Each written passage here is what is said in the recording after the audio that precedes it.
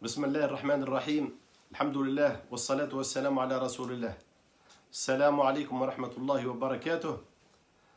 Un bref rappel concernant Zakat al-Fitr, l'aumône de la rupture du jeûne. C'est une obligation religieuse due par tout musulman, homme ou femme, grand ou petit, mineur ou majeur, riche ou pauvre.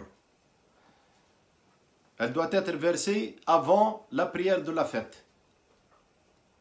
Mais on a le droit de la verser quelques jours avant pour permettre aux mosquées et aux institutions caritatives de bien organiser sa collecte et sa distribution équitablement. Payer cette zakat, ce n'est pas une faveur de la part du donneur. C'est un bienfait d'Allah. C'est une faveur d'Allah qu'il a instaurée pour purifier notre jeûne. Le pauvre qui accepte cette zakat nous fait plaisir. Il nous aide à combler le manquement dans notre adoration. Le prophète, paix et salut sur lui, l'a instauré pour purifier le jeûneur de ce qui aurait pollué son jeûne, tel que le bavardage, les propos obscènes, le regard illicite. Avec cette zakat, il purifie son jeûne pour que son jeûne monte au ciel parfait.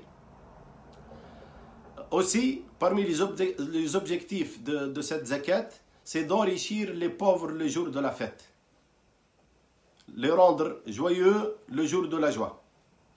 Il y a deux objectifs pour cette zakat: purifier le jeûne du donneur et aider les pauvres, car nous, musulmans, cette notion de solidarité, de partage, elle est très présente dans toutes nos adorations. La majorité des savants disent que même le pauvre doit contribuer à cette zakat. Il doit payer cette zakat. Même le pauvre, il paye cette zakat. Après, il a le droit de bénéficier et de prendre une part selon sa nécessité. Il peut donner, par exemple, 10 euros, 20 euros, et après, il peut recevoir 100 euros, 200 euros pour acheter des habits le jour de la fête, etc. Pour sentir cette joie. Il faut que cette joie englobe tout le monde. La majorité des savants disent que même le pauvre, il paye zakat, puis il reçoit le double ou bien le triple selon les conditions. Aussi, la majorité des savants disent que le transfert de cette zakat hors le pays n'est pas permis. Pourquoi? Car dans chaque pays, il y a des riches et des pauvres. Ce transfert de la zakat n'est permis que dans des conditions exceptionnelles.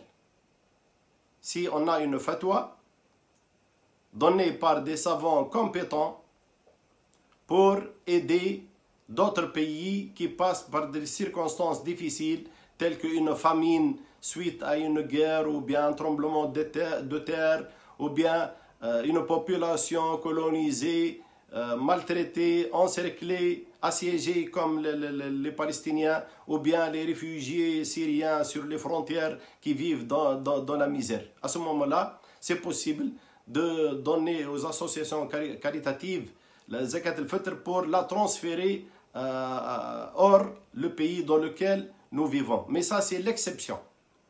Il ne faut pas envoyer sa zakat dans les pays stables. Ça, c'est l'exception. Nous demandons à Allah d'accepter notre jeûne, de l'agréer, d'accepter et d'agréer nos aumônes, et bonne fête à tous les frères et les sœurs. Wassalamu alaikum wa rahmatullahi wa barakatuh.